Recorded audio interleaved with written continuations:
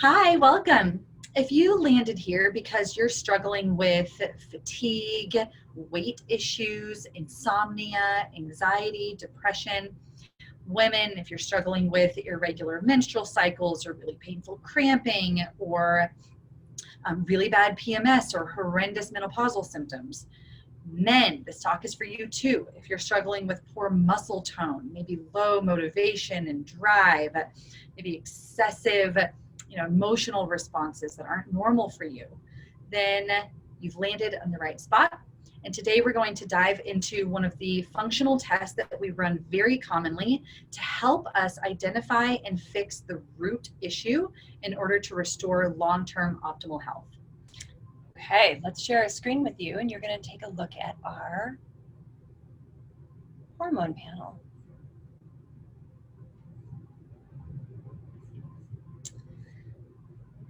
All right. Here we go. So what we're looking at here is what we refer to as a salivary hormone test. This looks at the most important steroid hormones, also collectively referred to as the stress and sex hormones. These include cortisol, which is our primary stress hormone, and then estrogen, progesterone, testosterone, and some of their precursors. One of the benefits to running a salivary test as opposed to a blood test, particularly when we're looking at cortisol, is because one of the most important values of cortisol is looking at its pattern throughout the day. I'm going to show you that. Yep. Right here. So cortisol, and we'll get into the glaring abnormality that we see here, but cortisol does a couple of things for us. One, it sets our circadian rhythm. So every cell in our body, every single cell, our entire body responds to the day-night cycle, right? The diurnal cycle. Cortisol is supposed to be highest in the morning in order to wake us up with the sun, and lowest at night in order to help us go to sleep when the sun goes down, okay? So that's how it helps set our circadian rhythm. Just to plant a seed, this can become imbalanced. We see this a lot in shift workers, for example. Nurses, police that have to work the night shift will start to see the circadian rhythm become imbalanced. And it's not just like, uh-oh, cortisol's off. It means the rest of our body's not responding to that circadian clock. It paves the way for a lot of issues. So nonetheless, cortisol, highest in the morning, lowest at night. In addition, cortisol is our primary stress hormone. So what I mean by that is that there's actually 3 different categories of stress. And the body, hormonally speaking, has one stress response mechanism. So the 3 different categories, most people, when I say stress, they're thinking of emotional stress. And that absolutely applies. So day in, day out stressors like traffic and deadlines and juggling work in a family, up to, pretty significant stressors like a divorce, the loss of a loved one, financial issues. Those are some examples of emotional stress. The second category is physical stress. So physical stress, you break a bone, sprain your ankle, traumatic brain injury is a very significant example of physical stress. And then the third category is chemical stress. So chemical stress, now we start to get into things like food sensitivities, toxicity, hormone imbalance, like we'll see here, an imbalance of the gut microbiome in our intestines. These are some examples of chemical stress. So I mentioned 3 different categories, one stress response mechanism. Which I think with the physical stress too is important is it doesn't have to be an injury. It can be those individuals who are racing marathons, Ironmans, right? Yes. Chronic exercisers. Yes. We're going to see that like you're just physically moving your body. We see a lot of disruption with this test with athletes. Absolutely. Yes. Overtraining is a very real thing. It's so real. Hi. Yes. Right. Yeah. We've been there. We've been there. But we have been here on this test, and we're going to share our personal experience with it as well. Yeah. So one stress response is what we have. Right. But we have multiple external or internal stressors. Exactly. So what that means is from a hormonal perspective, the body doesn't know the difference between having a low-grade underlying infection and having a deadline. It's going to elicit the same response that we'll see here, which raises our question when we see cortisol off, like we do here, where it's high, what is it responding to? What are the stressors? Emotional, physical, chemical. The goal is not just, oh, let's just lower cortisol. The goal is to identify what it's responding to, help remove those stressors or rebalance them so that the body can go back to homeostasis on its own, balance on its own. Okay. So in this case, to briefly talk about cortisol here, we see that it's high, like we saw in that graph, and like we see the levels here. It's high in the morning and then eventually finds its place back to normal later at night. This person would experience sometimes insomnia in the middle of the night. So, you know, we start this reading in the morning, but it doesn't say we know when cortisol started rising. So her insomnia at 3, 4, 5 a.m. was most likely mediated by cortisol. And that could be, that's where we start to dig a little bit deeper in each person's case. Is it stress from work? Is it stress from their family life? Is it stress from an underlying infection they have? Food, what does their diet look like? So we dig deeper here, but I want to plant that seed to say that's what the significance of this cortisol response is, and then how can we help that individual specifically. And this one is pretty significant. So this patient is pretty significant up until about that 5, 6, maybe 8 o'clock period. Okay. Exactly. And to talk about how this feels, what this means, we want you to know what to look for. What to look for. This can mean either like grogginess and difficulty upon waking in the morning, or it can also mean just up and almost an anxious kind of feeling, like in the morning. fight or flight. Fight or flight. Bing, gotta go. Really edgy, internal tremor. Yes. Exactly. When everything is fine, like no particular reason. Yeah, exactly. It can mean sleep issues, as I mentioned, insomnia, difficulty falling asleep, or difficulty staying asleep. It can mean craving salt. It can mean craving sweets. It can mean water retention, getting sick all the time. Could be gut issues like acid reflux or bloating, puffiness, other hormone imbalances. So that's to give you an idea. That's what cortisol can mediate and how it can impact how we feel. It's a powerful hormone. It really is. Okay. Melatonin. We hear a lot about the melatonin too, and a lot of people are taking melatonin. They are. So melatonin is our primary sleep hormone. It has an inverse response to cortisol. So it's lowest in the morning with the sun and highest at night. We start releasing melatonin in response to darkness. So artificial light can help suppress melatonin. In this particular individual, she was actually supplementing with melatonin. Those are high numbers. Probably because of the high cortisol. But she would supplement with 1 milligram of melatonin at bedtime underneath the tongue.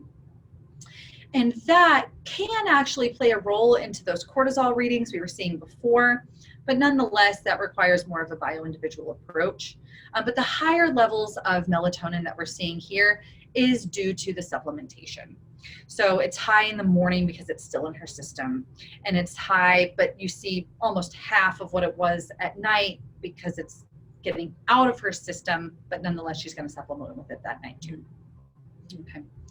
If we see low melatonin in some of these tests, which is pretty common, my first thought is, what is cortisol doing? Second thought, what are some of these other hormones doing? Third thought is, what do nutrients look like? Do we have the nutrients to produce melatonin? And then fourth is, what is light doing? Light is so key. Light is huge. Right. We're all inside. We need natural light to the skin, to your eyes, right? We're walking around in our sunglasses and we forget to take those off and actually get sunlight through your eyes back to the pineal gland to help naturally regulate your melatonin levels. Exactly. And is the person looking at artificial light before they go to sleep? Yes. So a computer, our cell phones, TV, lights in the house, all of those will trick our brain into thinking it's daylight, so then we don't release melatonin, so then it affects our sleep. So just some things to consider. All right, let's start looking at some sex hormones. All right. So we collectively refer to the sex hormones as all three types of estrogen. There's three. Men, I'm talking to you too. Estrogen, progesterone, and testosterone. So these really, we find a lot of balance. Again, this applies to men and women. So we're going to start with estrogen. As I mentioned, there's three different types of estrogen, and they're more predominant depending on which phase of life we're in. So estradiol is the most potent and most dominant estrogen in menstruating women. Estrone becomes more dominant in menopausal women. Estriol is two things to consider with estriol. One, it's more dominant in pregnant women. Second, it is our detox form of estrogen. So when we detox estradiol, we detox it into estriol before eliminating it. So like the breaking down process. Breaking down process. Right. Yeah. So in this case, this test was run on a menstruating woman. And so we're primarily looking at estradiol, but we want to look at all of them, right? We want to look at the balance. How's the person detoxing it? Are there any excesses or deficiencies? And we want to relate that to progesterone, which I'll speak to in a minute. So estradiol, in this case, estrone looked fine, estriol looked fine. Estradiol in this case, we then look at which phase of the menstrual cycle for women. We're looking at which phase of the menstrual cycle she's in. Is it pre-ovulation or post-ovulation? Because those readings will make a difference. In this particular case, we're looking at post-ovulation, pre-menstrual cycle. So about 7 days within the menstrual cycle, about when those PMS and hormonal symptoms start coming on, which is why we ran it then. And we see here that she's just 0.2 above that ideal range for estradiol. So we refer to this when estrogen is high in and of itself, or if estrogen is normal and progesterone is low, which we'll talk about in a minute, we collectively refer to this as estrogen dominance. So in this case, it's both. Estrogen is high in and of itself, progesterone is low. So what does this mean? Estrogen is a proliferative active hormone. That means when estrogen is high, common symptoms associated with this are weight gain, bloating, like a puffy feeling, abnormal periods, or the periods might be normal, but they're really heavy, really intense, really heavy cramps. PMS is really severe. Those are things that we'll see oftentimes in women with high estrogen. In men, kind of similar, minus the menstrual aspect, obviously. But in men, we'll see weight gain, inability to build sufficient muscle tone, inability to lose weight, possibly more emotional than you usually are. So I'm not saying emotions in men is a bad thing. But if you're, let's say, for example, tend to be more stoic and you find yourself crying at commercials or teary-eyed at different conversations or events, or, more irritable or less motivated, less driven, then we can look at estrogen, and high estrogen can relay that in men as well. Man boobs, gynecomastia. This is a real thing too. Again, we're going to look at estrogen. One seed I want to plant for men, where high estrogen comes from.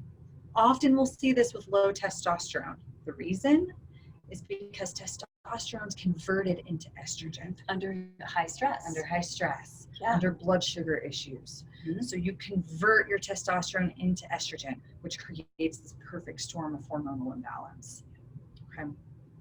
Progesterone. Love it. Yes. So progesterone is I mentioned estrogen is active proliferative hormone. Progesterone is the opposite. It's calming, soothing, nourishing. It's supposed to get the uterus ready for egg implantation, if that's going to happen. So it creates this kind of nourishing, calming environment. Obviously, if egg implantation doesn't happen, if you're on birth control, that's prevented. Nonetheless, progesterone, if it's low, what does that mean? Going back to especially those estrogen dominance type symptoms, similar to that. So everything I mentioned before, but then we also want to weave in some important factors. Anxiety is huge. Huge. Irritability, So women that are listening, if you just want to rip someone's head off around your menstrual cycle, if people steer clear of you because you know you're going to be so irritable, if you're anxious and have these racing, uncontrollable thoughts, right? Think of progesterone. Really strong cramps. Ladies, I know that we kind of joke about this being normal. PMS, cramping is normal. Doesn't have to be. It's not. No. It's a sign of dysfunction. It's a sign that there's an imbalance. We really look to progesterone for this. So you see here, this person was in the second phase of the cycle. We refer to this as luteal, a week out from their menstrual cycle. The range is 80 to 270. She was at 60, so we consider that low. Now, we can dig deeper. We can get into what's causing the low progesterone. There's many different factors to consider here, from gut health to cortisol to nutrients. But nonetheless, in this case, there's a couple different ways that we can address this. There's some herbs we can use. We can mitigate the stress response. We can provide some nutrients.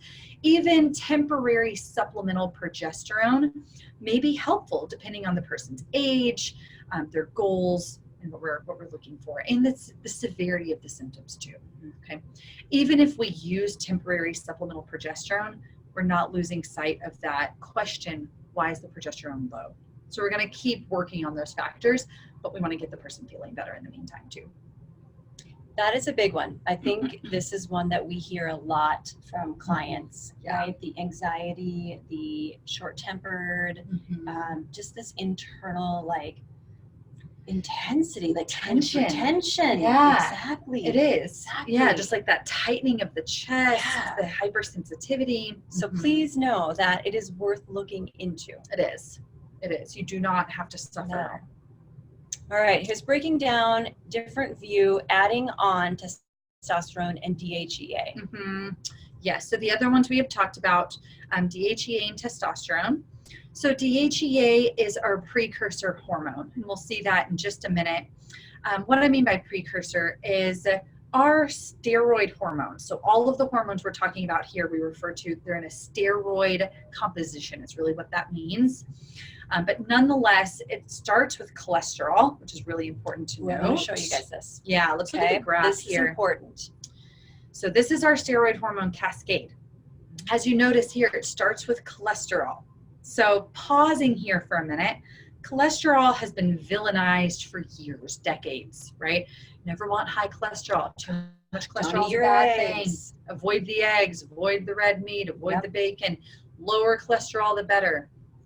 It's false. We need cholesterol. Every cell in the body is comprised of cholesterol, and it provides the backbone from which all of our steroid hormones are built. I mean, take a look at this, right? Cholesterol to pregnenolone, and then all of this. Everything else needs to come from your cholesterol. Super important hormone. Yes. So correct. Too much is not a good thing. Again, ask why. Why is there too much cholesterol?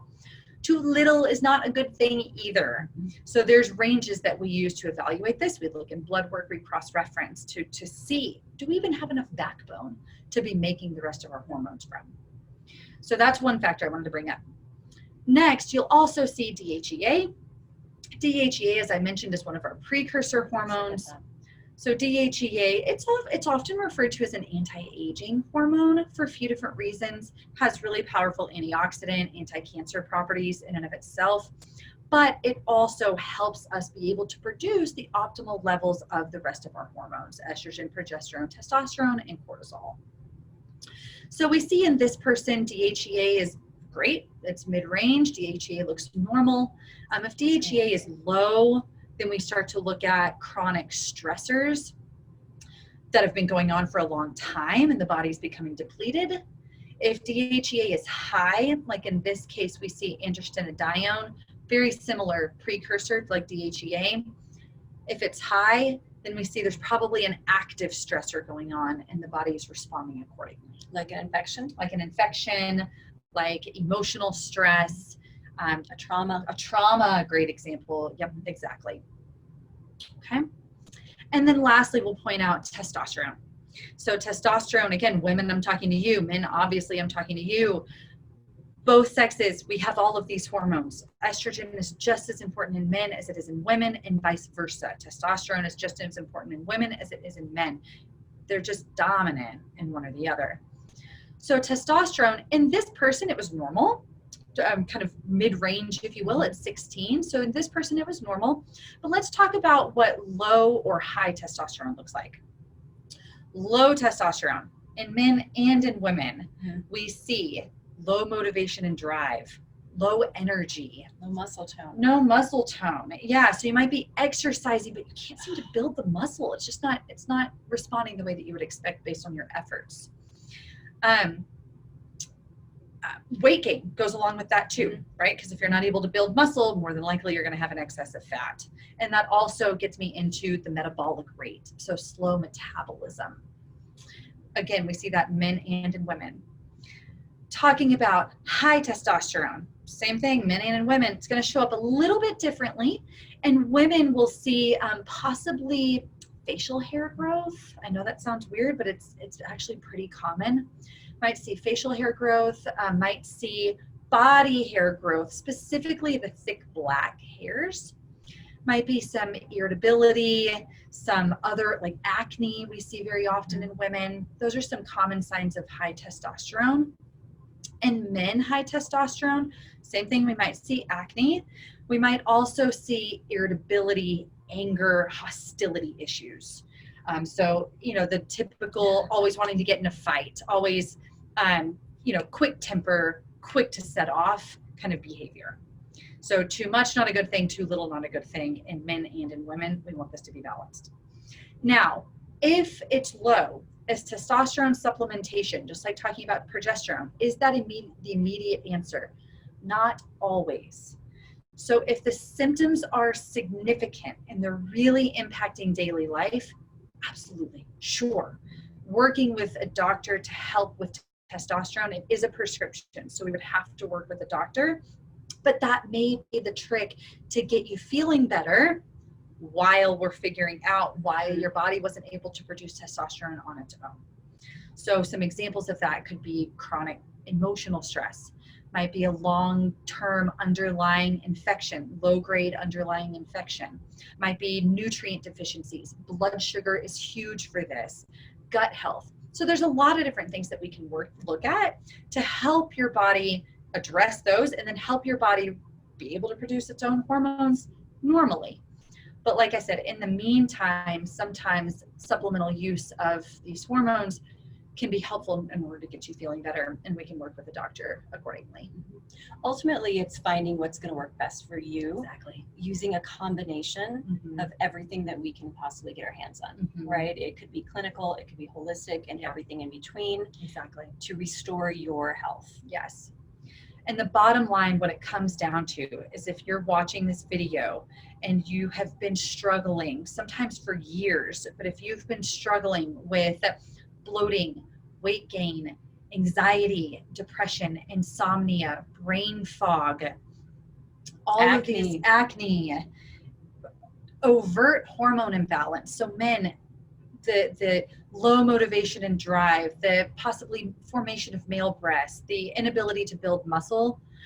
In women, horrendous menstrual cycles, or even just dysfunctional. If you have PMS or cramping, or if you're into menopause and still having hot flashes, still having weight gain.